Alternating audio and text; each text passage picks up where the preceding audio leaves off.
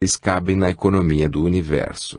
Ao invés de condenar-nos, identificam-nos as deficiências compadecidamente e estendem os braços fraternos, através de 1000 recursos invisíveis e indiretos, a fim de que aprendamos a escalar o monte da sublimação, em marcha para os cumes celestes. Adversários naturais da obra dos anjos, o que conseguimos realizar no bem ajuda sempre, mas está muito aquém do trabalho dos espíritos superiores, que atuam de forma inimaginável para nós, sendo que o melhor que podemos fazer é cumprirmos nosso papel, mesmo que pequenino, porque, em querendo avançar muito em termos do nível das tarefas, não acabarmos atrapalhando ao invés de ajudar. Quando atuarmos junto a orientadores elevados, façamos apenas da nossa parte e deixemos o mais por conta deles. Assim cada um faz o que pode, tanto quanto Jesus não vai explicar aos principiantes no bem seus planos acerca dos rumos evolutivos da humanidade e da Terra. De qualquer forma, sejamos humildes e conscientes das nossas próprias limitações e realizemos as tarefas que forem surgindo, como trabalhadores da última hora, ao invés de querermos assumir o papel de missionários do bem, que, na verdade, ainda não somos. Não nos punem a incapacidade temporária, esses missionários nos delegam tarefas secundárias, mas não nos menosprezam por isso. Estendem-nos braços fraternos, eles, sem que o percebamos, muitas vezes, realizam enxertias psíquicas em nós, a fim de termos condições de realizar determinadas tarefas que estão acima da nossa capacidade psíquica. Escalar o monte da sublimação, a evolução espiritual é obra de cada dia, de cada minuto, resultado de cada tarefa cumprida. Em certo momento, depois de muitos anos de dedicação diária, paramos para refletir e percebemos que praticamente houve uma transmutação, como ocorreu com Paulo de Tarso, que concluiu: não sou eu mais quem vive, mas é Jesus que vive em mim. Em grau menor, chegaremos, talvez mais rápido do que pensamos, a essa conclusão. Não percas os tesouros do tempo em considerações inúteis. Considerações inúteis. São considerações inúteis todas aquelas que ocupam o tempo que deveria ser destinado ao trabalho no bem. Enche as tuas horas de trabalho salutar com a possível harmonia, fonte de toda beleza.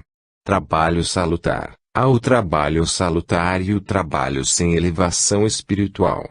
Das duas irmãs de Lázaro me exercitava o trabalho salutar, com vistas à própria elevação espiritual, mas sabia a hora de interrompê-lo para ouvir as lições memoráveis do divino amigo, enquanto que a outra, de mente voltada exclusivamente para a materialidade, apenas exercitava o trabalho obsessivo, sem nenhum foco na própria elevação espiritual. Eis uma diferença importante. A aparência nem sempre corresponde à essência. Precisamos ser um misto de cigarras e formigas, como duas polaridades complementares. Há pessoas que, num extremo, se orgulham arrogantemente de ser trabalhadoras, sem outro foco que o da materialidade, enquanto que outras, no outro extremo, simplesmente vivem a cantar, mas por pura vocação para a ociosidade. Sejamos um misto sublimado das duas tendências, que uma das duas irmãs sabia combinar bem e que Jesus deu valor e apontou como exemplo a ser seguido. Aprendamos essa lição. A vida, para toda alma que triunfa no carreiro áspero, é serviço, movimento, ascensão. Serviço. A expressão serviço deve ser interpretada no sentido de servir e não apenas no de trabalhar, como explicado linhas atrás. Jesus trabalhou até os 30 anos de idade, mas serviu durante os 33. O significado de cada uma das palavras é diferente. Sejamos servidores, para evoluirmos. Observe-se que Jesus falou: o maior no reino dos céus é o que mais servir a todos. E não o maior no reino dos céus é o que mais trabalha. E é rajada de luta que te conduzirá ao píncaro luminoso. Não te suponhas sozinha na jornada áspera. Sozinha na jornada áspera, ninguém está sozinho no bem ou no mal. Quem está lutando consigo mesmo na jornada áspera da própria ascensão espiritual, de vez em quando, costuma achar que está sozinho, mas sempre terá companhia dos seus orientadores espirituais de Deus. Mestres indianos, dentre os quais Yogananda, ensinam a pensarmos sempre em Deus, diretamente, e que companhia é melhor do que dele. Devemos aprender a ficar sozinhos com Deus, pois nosso espaço sagrado deve ser preenchido por Ele. Vejamos como Jesus nos ensinou isso. Tu, porém, quando fores orar, entra no teu quarto e, fechando a porta, ora a teu Pai em segredo, e teu Pai, que sabe o que se passa em segredo, te recompensará. Eis aparente solidão, todavia, necessária, em certos momentos, para o contato com Deus. Veja-se que Jesus, em determinados momentos, se isolava com Deus, não convidando ninguém para participar do banquete divino. Outras, aos milhares, suam e sangram, em silêncio. Passam na cena do mundo, sem o afeto de um esposo e sem a bênção de um lar. Não conhecem a dádiva de um corpo normal, nem podem guardar os mínimos sonhos que arregimentas no coração feminino.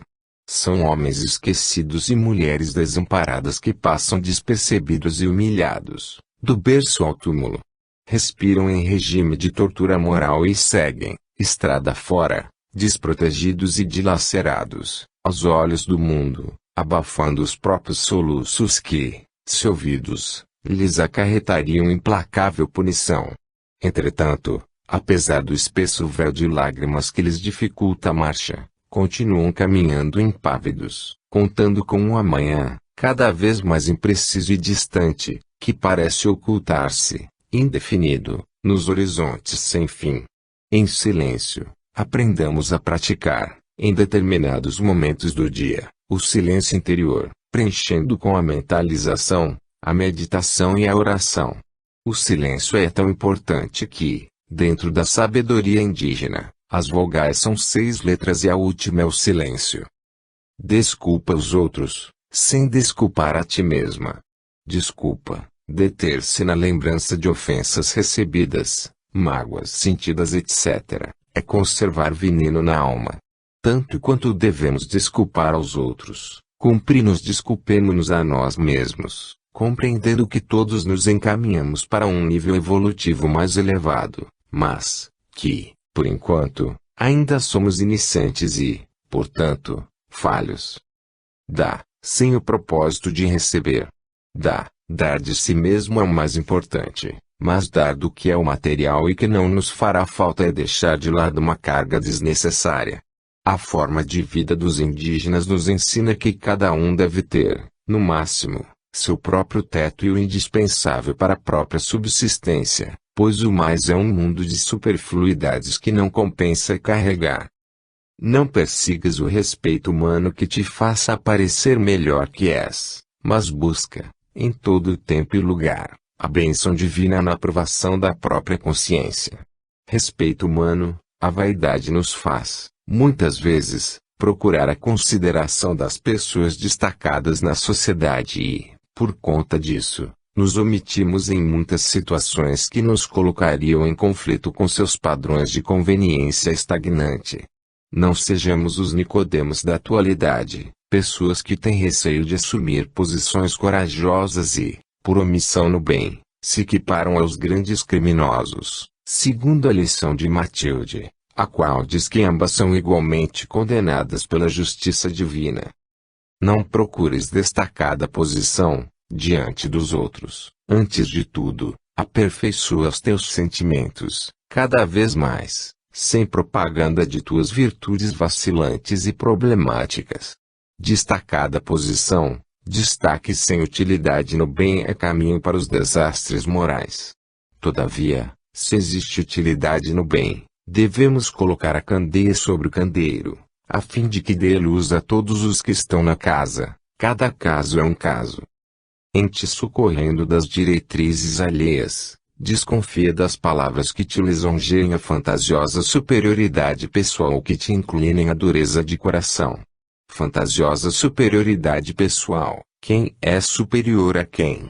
Jesus é superior à nossa humanidade e, a fim de ensinar-nos, lavou os pés dos discípulos, aceitou as agressões físicas que lhe dirigiram e os xingamentos que o injuriaram. Na nossa convivência, não devemos nos comparar com ninguém, porque somente temos acesso a poucos dados da sua biografia, que remonta a pelo menos 1,5 bilhão de anos. Dureza de coração: devemos ter coração de pai, mãe, irmão ou irmã, filho ou filha. Assim teremos olhos bons. Diante da fartura ou da escassez, recorda o serviço que o Senhor te convocou a realizar e produze o bem em seu nome, onde estiveres. Fartura: a fartura significa contentar-se com o necessário, dispensando o supérfluo. Escassez: a pior escassez é a que o egoísmo imagina existir, mas que represente simples desejo de assambarcar tudo que pode ser útil aos outros e que não nos fará nenhuma falta. Produze o bem em seu nome. Fazer o bem é sempre uma homenagem a Deus. Lembra-te de que a experiência na carne é demasiadamente breve e que a tua cabeça deve permanecer tão cheia de ideais santificantes, quanto as mãos repletas de trabalho salutar. A experiência na carne é demasiadamente breve. Pretender prolongar indefinidamente a vida material é o mesmo que querer parar a roda da evolução, pois é a alternância nas duas realidades que impulsiona o espírito. Tua cabeça deve permanecer cheia de ideais santificantes. Cabeça vazia de ideais nobilitantes é oficina onde a ferrugem emperra o maquinário ou o fogo ameaça destruí-la. Mãos repletas de trabalho salutar. Devemos procurar ocupar o tempo com atividades realmente úteis. Eis um dos grandes segredos da felicidade. Para que atendas, porém, a semelhante programa, é imprescindível abras o coração ao sol renovador do sumo bem. Abras o coração ao sol renovador do sumo bem. Abrir o coração ao bem é fazer o bem naturalmente, em toda parte e em favor de cada um que necessitar. De alma cerrada ao interesse pela felicidade do próximo, jamais encontrarás a própria felicidade. Alma cerrada ao interesse pela felicidade do próximo, a felicidade alheia sempre será minha igualmente, se o dela participar. A própria felicidade, a minha felicidade só será perfeita depois que a de todos também a forem. Por isso Matilde nunca conseguiria ser feliz vendo Gregório dedicado ao mal e Margarida vivendo egoisticamente. Alegria que improvisares, em torno dos pés alheios, te fará mais rica de júbilo. Alegria que improvisares, alegria alheia ilumina nosso interior quando ajudamos a edificá-la. Na paz que semeares, encontrarás a colheita da paz que desejas. Paz que semeares. Semear a paz se faz através de atitudes, quando esse é o meio acertado, de silêncio quando as palavras atrapalhariam e de prece e mentalização quando nem o silêncio resolveria. Estes são princípios da vida radiante. Princípios da vida radiante. Matilde procurou condensar em poucas palavras tudo que a mente da filha espiritual poderia assimilar. No insulamento, ninguém recolherá suprema alegria.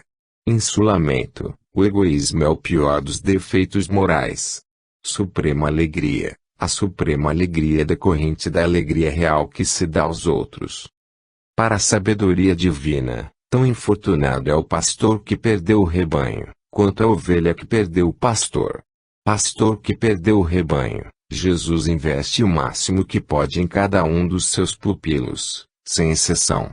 Ovelha que perdeu o pastor. Cada habitante da terra deve reconhecer na pessoa do nosso governador divino a referência a ser seguida, sendo que muitos, por uma questão de rebeldia, preferem reverenciar figuras do muito menor grandeza e perfeição. A desistência de ajudar é tão escura quanto o relaxamento de extraviar-se. Desistência de ajudar: sem ajudarmos os outros não evoluiremos espiritualmente. Matilde fala que na omissão, tão grave quanto o mal declarado. O número de omissos é maior do que o dos maus, mas pecam tanto quanto aqueles outros.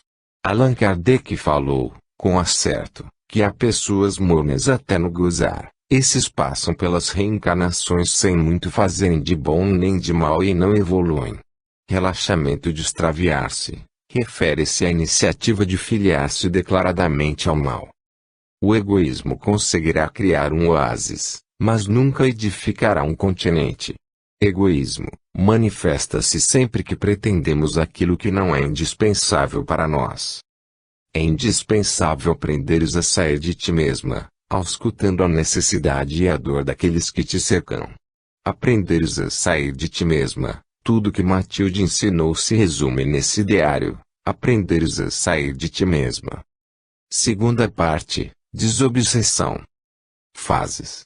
Para fins meramente didáticos dividimos o processo em 3 fases. Pedimos aos prezados leitores que encarem com naturalidade principalmente a primeira fase, pois, tanto quanto o organismo materno é vampirizado pelo reencarnante que ela guarda no ventre, os reencarnados e desencarnados que sintonizam no mal vampirizam uns aos outros, numa simbiose que um dia não mais existirá nesses moldes, mas sim na permuta de energias refazentes, construtivas. Porém, enquanto a sintonia for no mal, as trocas fluídicas são inferiores, nos moldes das que André Luiz descreve no seu livro Libertação. No início do nosso presente estudo dissemos, uma coisa que precisamos aprender, em definitivo, gravando no nosso mundo interior para sempre, é que tudo que existe é natural. Devemos deixar para trás as noções do miraculoso, do sobrenatural, porque, na verdade, tudo existe e acontece em consonância com as leis de Deus. Tanto quanto o médico não sente nojo do paciente enfermo, nem medo, devemos encarar os processos obsessivos com a tranquilidade possível e procurar ajudar obsidiados e obsessores igualmente, pois ambos precisam auto-reformar-se moralmente para se libertarem de escravidão aos baixos padrões de sintonia mental, única forma de se curarem, evoluindo espiritualmente. Tanto o que precisa da energia brutalizada da matéria, quanto o que sente falta do estímulo negativo de outra mente desajustada, ambos são doentes da moralidade e devem merecer nossa intercessão, mesmo que pelas orações e mentalizações, mas devemos sempre exercer a caridade quanto a ambos. A dominação do obsessor. Transcrevemos, neste tópico, passagens do livro Obsessão e Desobsessão segundo André Luiz, publicado na internet em luizguilhermemarques.com.br e no blog Luzes do Bem. Tratamento de obsidiados e obsessores. Necessitam de amparo eficiente que lhes modifique o tom vibratório, elevando-lhes o modo de sentir e pensar. Na verdade, obsidiados e obsessores são todos os envolvidos em algum processo de simbiose no mal, pois, na verdade, se aprofundarmos a pesquisa sobre a índole de cada um dos envolvidos, sobre sua forma de sentir, pensar e agir, não há vilões nem vítimas, mas apenas criaturas satisfeitas na acomodação ao mal. A desvinculação definitiva, com a posterior cooperação no bem por parte dos envolvidos, se faz, em última instância, com sua mudança de sintonia, do mal para o bem. O tratamento e a cura resultam de uma reeducação ética, muito mais do que o puro e simples desconectamento energético, pois, em caso contrário, pelo menos um dos envolvidos poderá continuar sujeito a novos processos obsessivos, pois obsessão é acomodação no mal. Vampirismo. Seres humanos, situados na outra faixa vibratória, apoiam-se na mente encarnada, através de falanges incontáveis, tão semiconscientes na responsabilidade e tão incompletas na virtude, quanto os próprios homens. Se os encarnados que se deixam levar pelos defeitos morais, vícios etc. soubessem, com detalhes, o quanto são explorados energeticamente pelos habitantes do mundo espiritual inferior, ficariam horrorizados. Quem desencarna fixado nos interesses puramente terrenos tenderá a se alimentar energeticamente à custa dos encarnados que sintonizam com ele.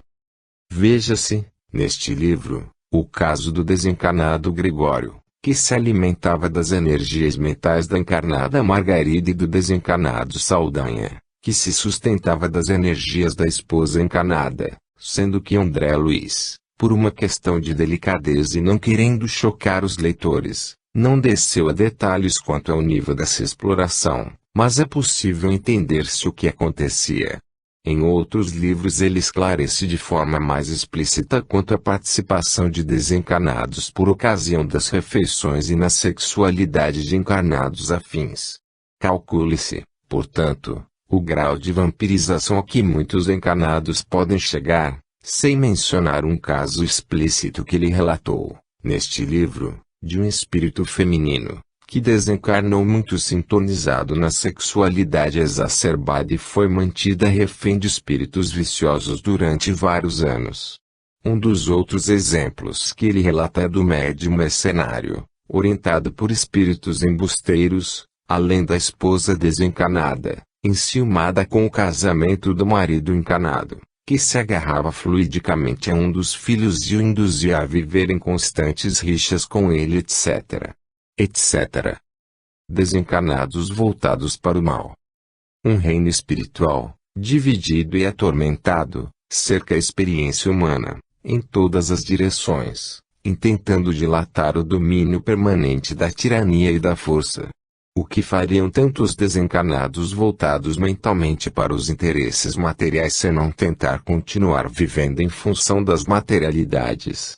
Todavia, como não tem mais um corpo físico, que lhes possibilitava atuar diretamente no mundo terreno, procuram imantar seus afins para interferirem na realidade material e, encontrando quem lhes aceite a influência, vão atuando mais do que conseguem, normalmente para satisfazerem suas ambições, desejos e vícios. Trata-se de uma realidade de uma humanidade voltada principalmente para a materialidade com poucas virtudes consolidadas. Afinal, cada um tem a companhia que merece pela sua sintonia mental. Um vicioso não quererá estar ao lado de um indivíduo ponderado, um idealista não estará feliz na companhia de um mal-intencionado e assim por diante.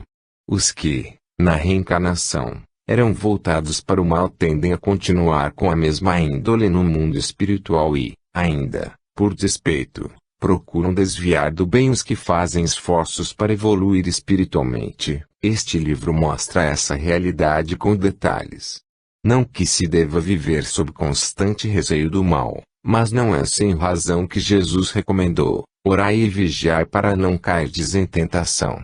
O problema do mal não são os maus, mas sim nós mesmos, que ainda trazemos, no nosso próprio íntimo, muitas mazelas morais. Todavia, devemos nos esforçar pela auto-melhora.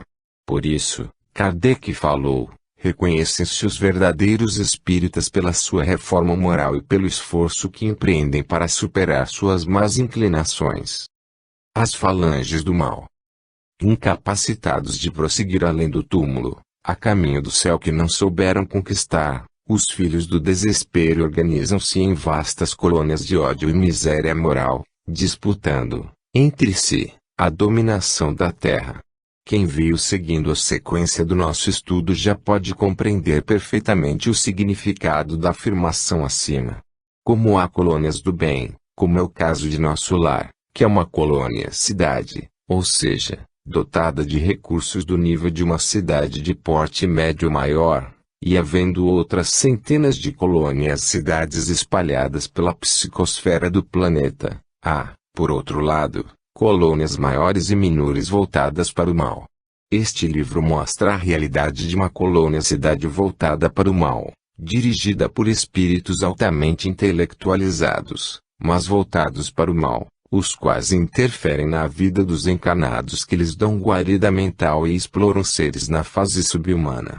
Como amam o poder pelo poder, procuram todas as formas de dominar e assim o conseguem à custa dos recursos da inteligência mal direcionada, da violência e da intimidação.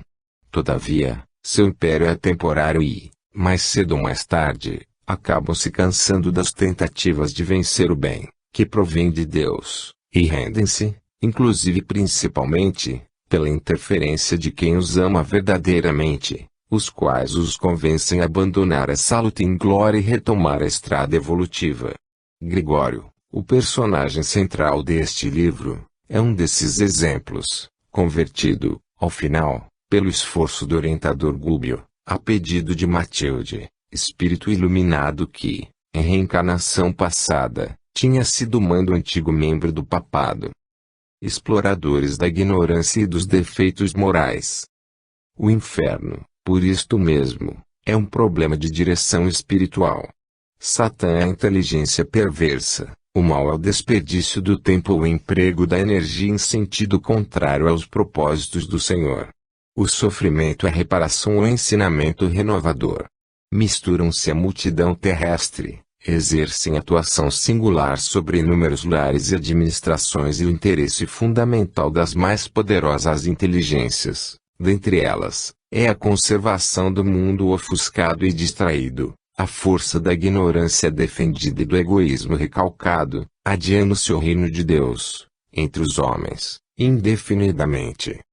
Quando Jesus falou, conhecereis a verdade e a verdade vos libertará, estava indicando o rumo que cada espírito bem-intencionado deve seguir, porque, ao conhecer, ficará obrigado moralmente a pensar, sentir e agir de acordo com a verdade, ou seja, as leis de Deus, pois a quem muito é dado muito será pedido.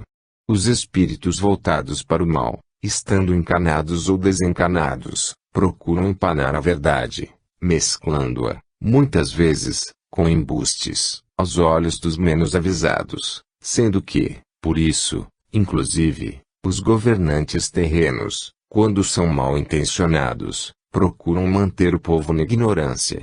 A preocupação dos espíritos voltados para o mal, todavia, não é a instrução quanto às coisas materiais, mas sim acerca das coisas do céu, pois elas induzem os seres humanos ao bem e, assim, por via de consequência, esses seres se tornam menos sujeitos à obsessão, na linguagem de André Luiz.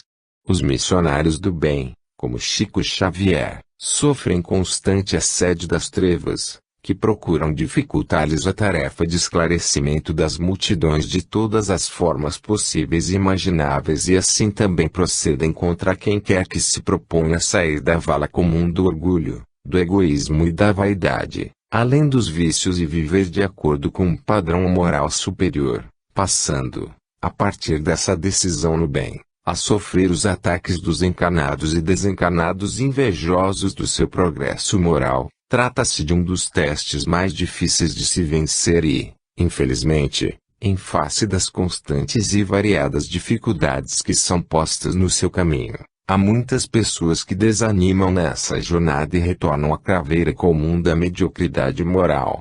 A vida de quem se propõe a realmente evoluir espiritualmente é ensada de armadilhas do mal, mas a vitória chega, cedo ou tarde, pois, em contrapartida, o mundo espiritual do bem ajuda essas pessoas de mil maneiras diferentes.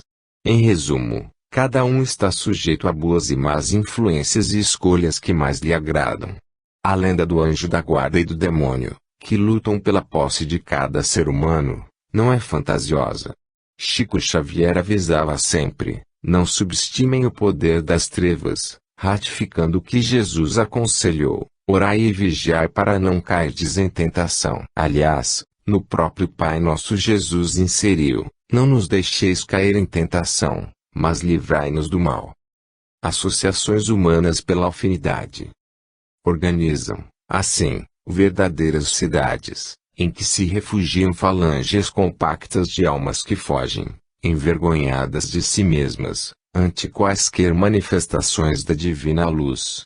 Filhos da revolta e da treva aí se aglomeram, buscando preservar-se e escorando-se, aos milhares, uns nos outros.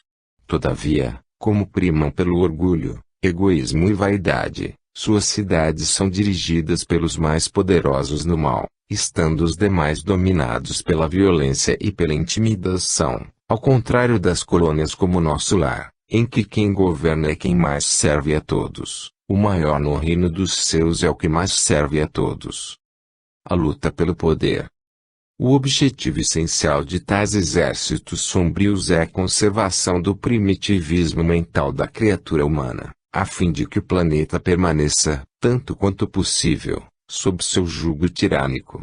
A quem não vise outro objetivo senão escravizar a vontade alheia, esses são, como encarnados ou como desencarnados, os chefes no mal. evidentemente que sujeitos a outros mais duros que eles próprios, mas, como não admitem ideias se submeterem espontaneamente aos referenciais da humildade, desapego e simplicidade, preferem dominar, apesar de sofrerem o jugo dos seus dominadores.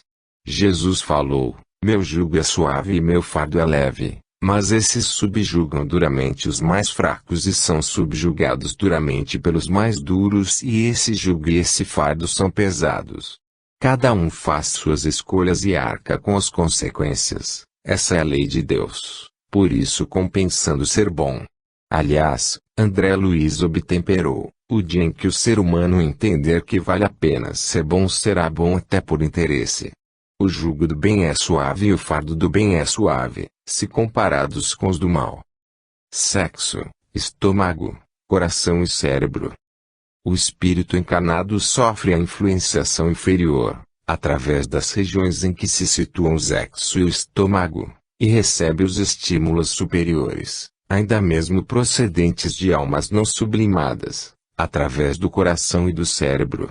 Quando a criatura busca manejar a própria vontade, escolhe a companhia que prefere e lança-se ao caminho que deseja.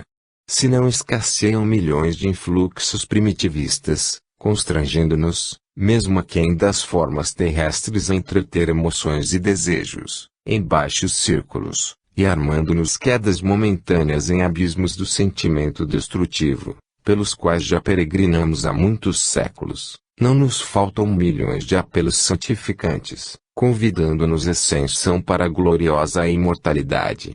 Os pontos fracos no ser humano, segundo André Luiz, são o sexo e o estômago, e os pontos de sublimação o cérebro e o coração, o que podemos traduzir pelo seguinte: a sexualidade, pelo direcionamento poligâmico e egoísta das vivências passadas, costuma ser motivo de tropeço na vida da maioria dos espíritos terrenos. Quando fala em estômago, quer se referir à necessidade de sobrevivência, que faz muita gente se esquecer do desapego aos bens e interesses materiais e da caridade que devemos ter uns para com os outros. O cérebro representa a procura pela verdade, as coisas do céu, e o coração a vivência do amor universal.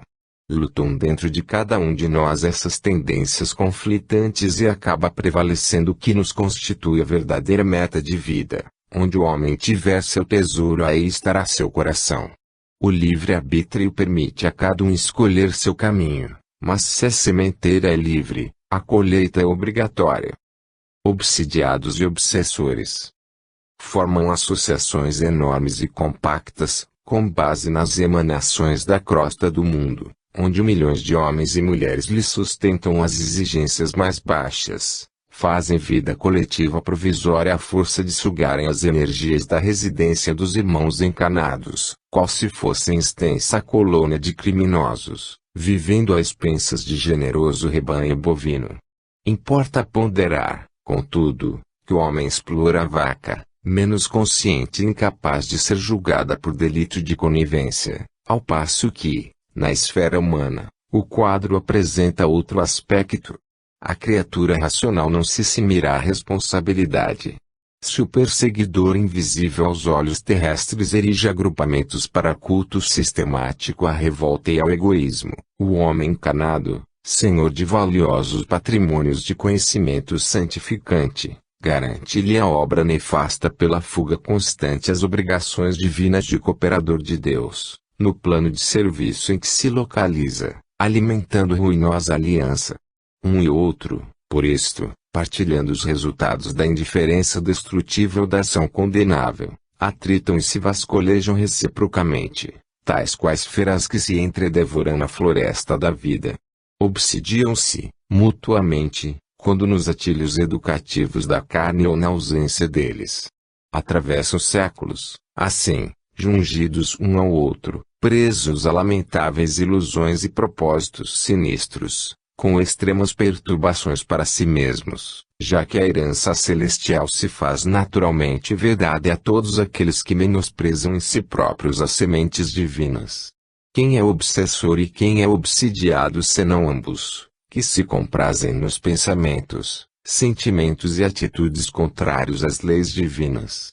Normalmente os encarnados entendem como mal desencarnado e como vítima o encarnado, mas assim pensam porque não conhecem a origem daquele estado degradante e não enxergam os sofrimentos do desencarnado, invisível aos olhos de carne.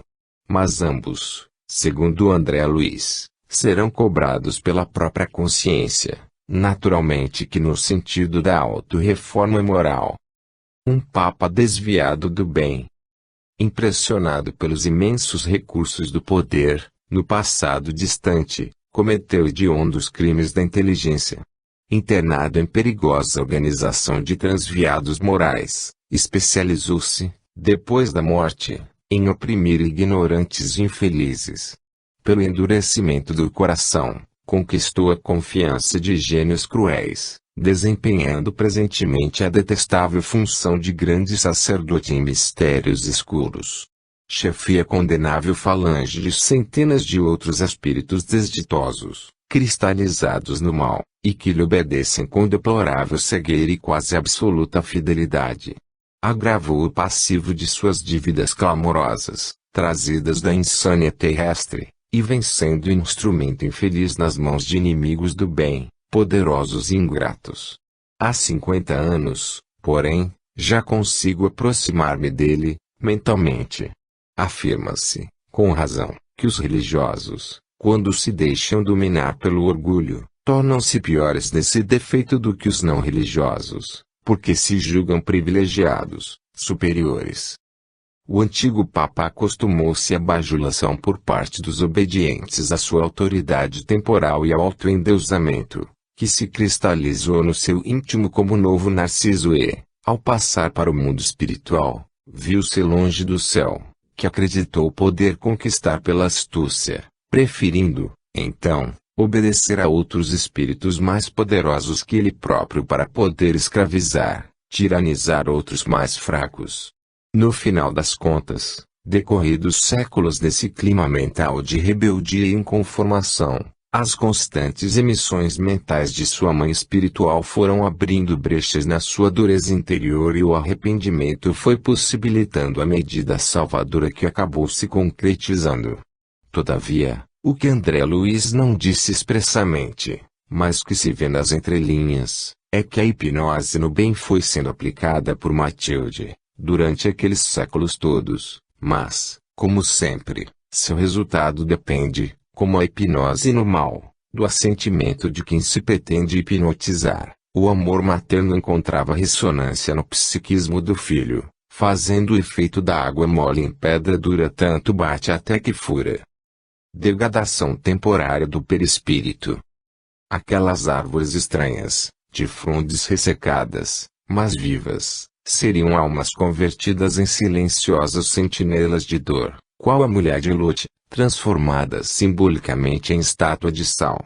E aquelas grandes corujas diferentes, cujos olhos brilhavam desagradavelmente nas sombras, seriam homens desencarnados sob tremendo castigo da forma.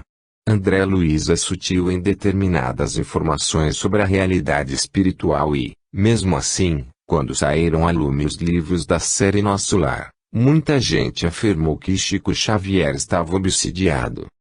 Com o tempo é que as pessoas foram se acostumando com as revelações ali estampadas. Todavia, outras revelações só foram veiculadas muito tempo depois. Veja-se, por exemplo, a demora propositada na edição do livro Memórias de um Suicida, de Camilo Castelo Branco, que ficou 3 décadas aguardando o amadurecimento das pessoas para ser publicado. Limpeza fluídica. De período a período, contado cada um por vários séculos, a matéria utilizada por semelhantes inteligências é revolvida e reestruturada, qual acontece nos círculos terrenos. Essas limpezas fluídicas são necessárias, pelo menos, para 2 finalidades: impedir a sobrecarga na psicosfera do planeta e mostrar aos espíritos rebeldes o poder de Deus. A irmã Teresa costuma utilizar uma expressão simples, mas de extrema utilidade para quem quer evoluir espiritualmente: curvem-se diante do poder de Deus. Quem não se curva diante do poder de Deus não dá um passo adiante no conhecimento da verdade, que liberta, ou seja, que proporciona a evolução espiritual. Cada um está sozinho com suas criações mentais. O espírito, em qualquer parte, move-se no centro das criações que desenvolveu. A aura é o invólucro mais amplo do espírito, a irradiação dos seus pensamentos e sentimentos. Por isso cada um tem sua aura diferente da de todas as outras criaturas, variando ao infinito. As fotografias Kirlian mostram essa realidade, sendo que os minerais, vegetais, animais e seres humanos têm uma aura própria. Precisamos compreender essa realidade, a fim de lidarmos com ela na nossa vida cotidiana, tanto em relação a nossa quanto em relação às dos demais seres. A vaga crença na vida espiritual. A criatura na terra, por onde peregrinamos, ouve argumentos alusivos ao céu e ao inferno e acredita vagamente na vida espiritual que espera, além túmulo. Principalmente os dragões, por seus encarregados encarnados e desencarnados, se encarregam de disseminar a dúvida quanto ao mundo espiritual, pois para eles, como foi dito linhas atrás, importa manter a ignorância, a desinformação, para dominarem com mais força e facilidade. Cada um que procura furar esse bloqueio de má vontade e preguiça moral paga um alto preço em termos perseguições de encarnados e desencarnados, muitas vezes sendo chamado de louco, fanático e outros adjetivos semelhantes pelos próprios confrades. Criminosos misturados com sub-humanos, estamos numa colônia purgatorial de vasta expressão. Quem não cumpre aqui dolorosa penitência regenerativa, pode ser considerado inteligência sub-humana. Milhares de criaturas, utilizadas nos serviços mais rudes da natureza, movimentam-se nestes sítios em posição infraterrestre. Essa mescla faz com que os sub-humanos desenvolvam a própria inteligência e os criminosos acabem sendo úteis, mesmo sem o quererem. Deus utiliza cada um dos seus filhos e filhas naquilo que cada um tem condições de realizar. Até o mal redunda no bem, isso devemos entender, mas, por outro lado, segundo a intenção íntima, prevalece o dispositivo da lei divina que estabelece que a cada um segundo as suas obras. Vampirismo. Quase todas as almas humanas, situadas nestas furnas, sugam as energias dos encarnados e lhes vampirizam a vida, qual se fossem lampreias insaciáveis no oceano do oxigênio terrestre. Suspiram pelo retorno ao corpo físico, de vez que não aperfeiçoaram a mente para ascensão, e perseguem as emoções do campo canal com o desvario dos sedentos no deserto. Quais fetos adiantados absorvendo as energias do seio materno, consomem altas reservas de força dos seres encarnados que as acalentam, desprevenidos de conhecimento superior. Daí, esse desespero com que defendem no mundo os poderes da inércia e essa aversão com que interpretam qualquer progresso espiritual ou qualquer avanço do homem na montanha de santificação. No fundo, as bases econômicas de toda essa gente residem, ainda, na esfera dos homens comuns e, por isto, preservam, apaixonadamente, o sistema de furto psíquico, dentro do qual se sustentam, junto às comunidades da Terra. E quem disse que para o pensamento existe distância?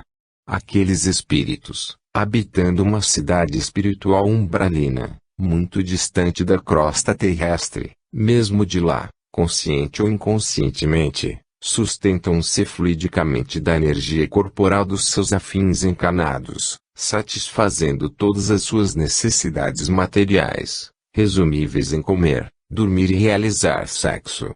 Vejamos o que tudo isso representa em termos de realidade espiritual, repercutindo na parte ética, na saúde física e mental, etc.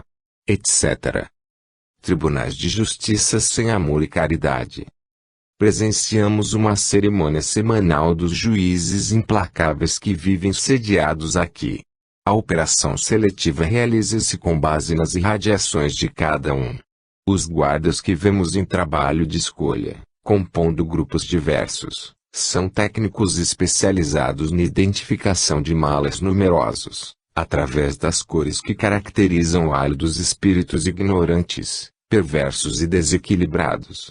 A divisão para facilitar o serviço judiciário é, por isso mesmo, das mais completas. Tambores variados rufaram, como se estivéssemos numa parada militar em grande estilo, e uma composição musical semi-selvagem acompanhou-lhes o ritmo, torturando-nos a sensibilidade. Escusado qualquer recurso à compaixão, entre criminosos. Não somos distribuidores de sofrimento, e, sim, mordomos do governo do mundo. Nossa função é a de selecionar delinquentes, a fim de que as penas lavradas pela vontade de cada um sejam devidamente aplicadas em lugar e tempo justos. O julgador conhece à saciedade as leis magnéticas, nas esferas inferiores, e procura hipnotizar as vítimas em sentido destrutivo, não obstante usar, como vemos, a verdade contundente. Via-se, patente, naquela exibição de poder, o efeito do hipnotismo sobre o corpo perispirítico. O remorso é uma bênção, sem dúvida, por levar-nos à corrigenda, mas também é uma brecha, através da qual o credor se insinua, cobrando pagamento. A dureza coagula-nos a sensibilidade durante certo tempo, todavia, sempre chega um minuto em que o remorso nos descerra a vida mental aos choques de retorno das nossas próprias emissões. O hipnotismo é tão velho quanto o mundo e é recurso empregado pelos bons e pelos maus, tomando-se por base, acima de tudo, os elementos plásticos do perispírito. Tudo, André, em casos como este, se resume a problema de sintonia. Onde colocamos o pensamento, aí se nos desenvolverá a própria vida. Notificou que os espíritos seletores se materializariam, em breves minutos, e que os interessados poderiam solicitar deles as explicações que desejassem.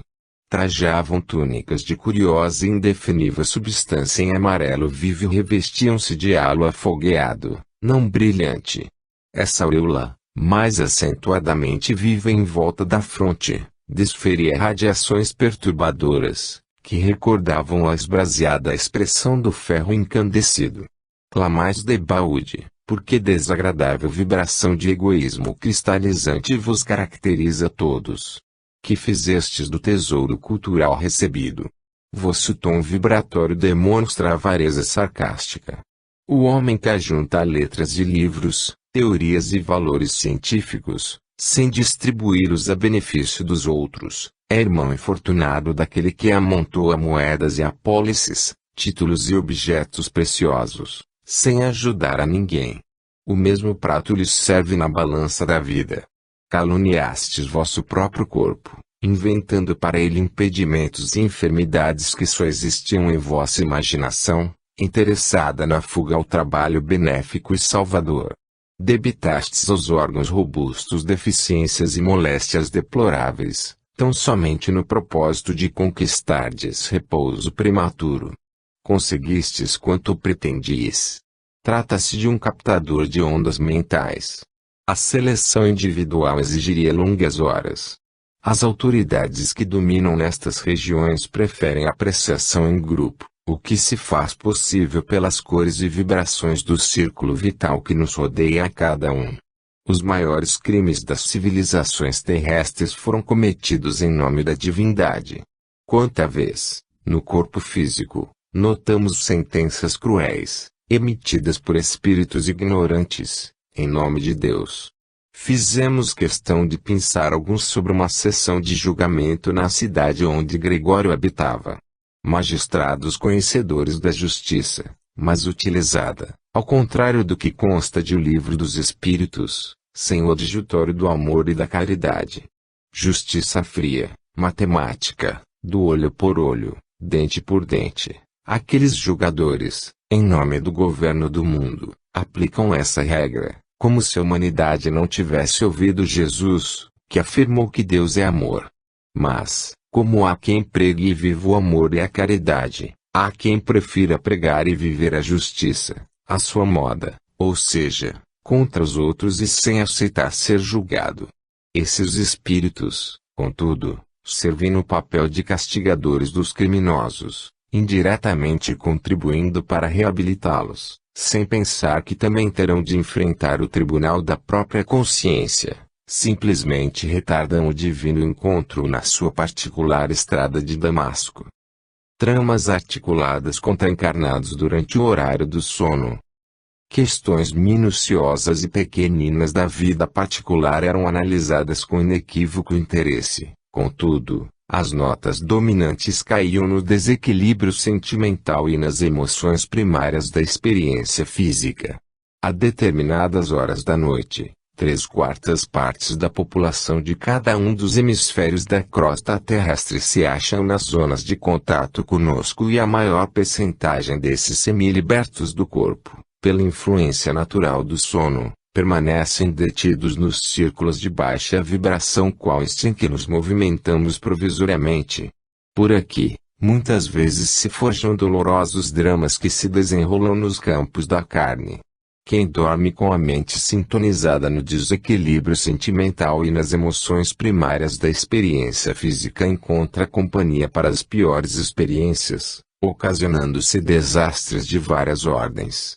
Quantos malefícios são tramados durante o sono físico? Tiranos de seres primitivos. Aqui mesmo, nesta cidade, tínhamos, a princípio, autêntico império de vidas primitivas que, pouco a pouco, se fez ocupado por extensas coletividades de almas vaidosas e cruéis.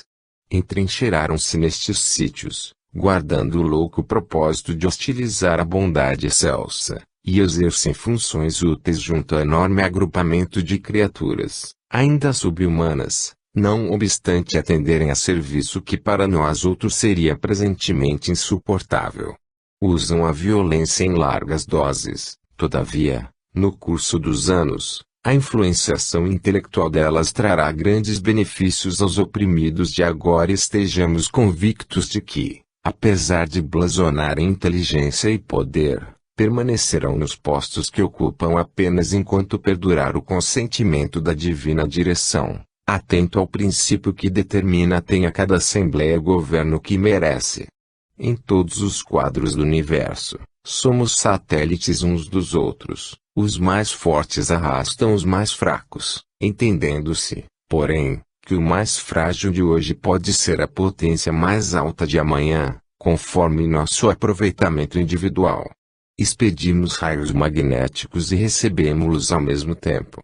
Quem não consegue viver sem exercer autoridade ditatorial sobre os outros chega ao ponto de não encontrar súditos mais evoluídos que aqueles André Luiz chama eufemisticamente de vidas primitivas.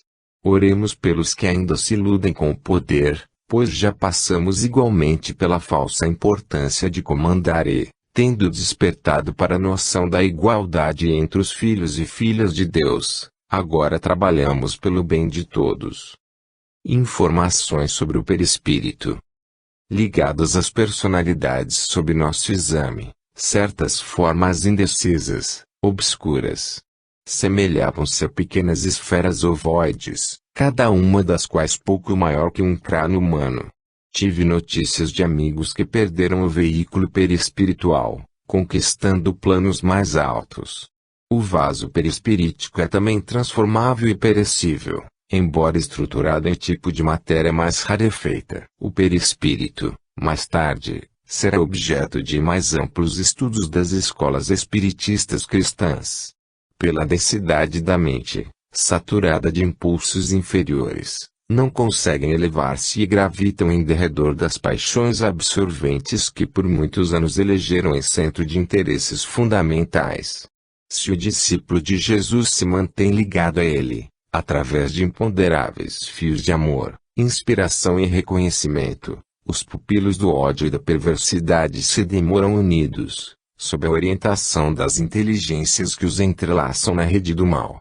Enriquecer a mente de conhecimentos novos, aperfeiçoar-lhe as faculdades de expressão, purificá-la nas correntes iluminativas do bem e engrandecê-la com a incorporação definitiva de princípios nobres a desenvolver nosso corpo glorioso, na expressão do apóstolo Paulo, estruturando-o em matéria sublimada e divina. Ao contrário do corpo físico, que é formado de elementos químicos mais condensados, O perispírito se compõe de elementos muito mais maleáveis e, portanto, pode apresentar-se de variadas formas. Por isso, no mundo espiritual, não há limites para tanto, variando desde a mais chocante monstruosidade até a mais sublime luminosidade, segundo o conteúdo espiritual de cada um. Iluminemos nosso íntimo, a fim de, no mínimo, não nos apresentarmos de forma chocante. André Luiz relata o caso de um espírito feminino, que, ao deixar o corpo físico durante o sono, apresentava-se com a fisionomia típica de um bruxo do estilo das histórias medievais. Alerta importante sobre as perturbações. A perturbação vem de inesperado, instala-se à pressa, entretanto, retira-se muito devagar. O desequilíbrio pode nos colher de surpresa e instalar-se, cronificando, mas, através da autoanálise, podemos livrar-nos dele. Assim se diz popularmente, ninguém consegue impedir que um pássaro assente na sua cabeça, mas consegue impedir que ele ali faça um ninho. Aliás, cabe aqui uma lição com o título Preocupar-se sim, mas não perturbar-se. Jesus aconselhou, não vos preocupeis com o dia de amanhã, pois o dia de amanhã terá suas próprias preocupações. Naturalmente que o Divino Mestre não aconselhava a falta de planejamento na nossa vida, mas sim que vivêssemos cada dia de forma adequada, sem excessos para mais ou para menos. Divaldo Pereira Franco afirma, nenhum problema merece nossa preocupação perturbadora. Realmente, os problemas se sucedem na vida de todas as pessoas, fazem parte do crescimento intelecto-moral de cada um, que Deus, nosso Pai de bondade e justiça, programa individuadamente, como professor maior, que estrutura nossa alfabetização intelecto-moral com suprema perfeição, nos mínimos detalhes. Preocupar-se com os problemas é natural, pois é sua tomada de consciência, surgindo à frente uma das duas opções inteligentes: resolver, mesmo que parcialmente, aqueles cuja solução é possível e pacientar-se quando não há solução. Todavia, a preocupação, ou seja, a avaliação dos problemas deve ser realizada com calma, serenidade, racionalidade e, de acordo com o caso, acompanhar-se de pedido de ajuda aos que podem ajudar-nos, inclusive os profissionais especializados. O que não deve suceder são as preocupações perturbadoras, ou seja, o desequilíbrio emocional. Os problemas costumam dizer respeito a nós próprios, às pessoas a quem temos o dever de ajudar, ao nosso trabalho e a várias outras situações, evidentemente. Todavia, como aconselha Divaldo, em nenhum caso o desequilíbrio emocional deve avassalar nosso psiquismo, pois, senão, ao invés de nos posicionarmos como solucionadores, assumiremos o papel de agravadores da situação. Jesus conviveu com doentes do corpo e da alma cotidianamente e nunca se desequilibrou com os desajustes que era convidado a solucionar. Até no incidente da admoestação aos vendilhões do templo há que se analisar com bom senso a narrativa evangélica, descartando a sugestão da interpretação literal de que foi violento e arbitrário. Leia-se essa passagem com olhos de ver e ouvidos de ouvir e não aferrado à interpretação literal das palavras. Quando quiseram apoderar-se dele e lançá-lo precipício abaixo também não se perturbou, mas evadiu-se cautelosamente, porque não havia chegado a hora do seu testemunho mais marcante. Também durante sua prisão, julgamento e crucificação, nunca perdeu equilíbrio, pois sabia que tudo teria de suceder-se para a confirmação das profecias dos antigos, o que não deixaria dúvidas de que era realmente o Messias esperado. Preocupar-se com os problemas é sinal de responsabilidade e seriedade, porém, perturbar-se com eles é sintoma de falta de fé em Deus, rebeldia contra sua programação para cada um e impaciência para viver o próprio processo evolutivo e auxiliar os outros a viverem-no. És responsável por tudo que cativas. Existem, ainda, nos setores da luta humana, milhões de renascimentos de almas criminosas que tornam o mergulho da carne premidas pela compulsória do plano superior, de modo a expiarem delitos graves. Em ocorrências dessa ordem, a individualidade responsável pela desarmonia reinante converte-se em centro de gravitação das consciências desequilibradas por sua culpa e assume o comando dos trabalhos de reajustamento, sempre longos e complicados, de acordo com os ditames da